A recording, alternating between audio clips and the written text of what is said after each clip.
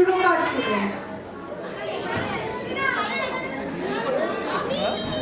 এই সিনেমার সাথে একাধিক সিনেমায় তিনি করেছেন এই ধরনের কাজ, এবং একটি সিনেমার সাথে তো রবীন্দ্রনাথের নামও যুক্ত। কেউ বলতে পারবেন?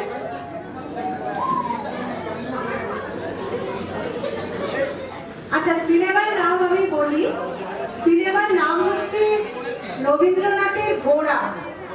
রবীন্দ্রনাথের গোড়া যখন সিনেমা হয় তখন বিশ্বভারতী কর্তৃপক্ষ থেকে কাজী নজরুল ইসলামকে সুরকার হিসাবে ভাবা হয়। তিনি রবীন্দ্রনাথের কাছে পারমিশন অনুমতি নিতে গিয়েছিলেন এবং রবীন্দ্রনাথ এক বাক্যে সই করে দেন, বলেন আমার গান তুমি নির্বাচন করবে, এর জন্য আবার পারমিশন অনুমতির দরকার? নেক্সট প্রশ্ন, আজকে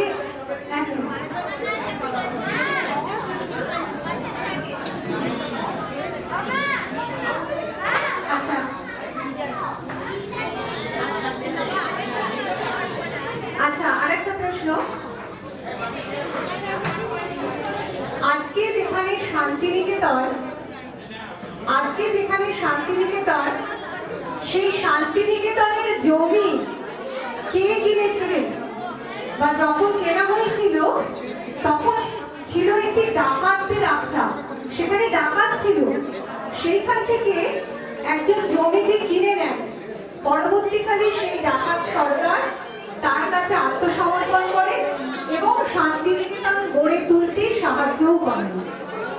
আমি সেই জায়গার নাম বা সেই জমিদার বংশের নাম বা যিনি কিনেছিলেন তার নাম কোনো একটা কিছু জানতে চাইছি।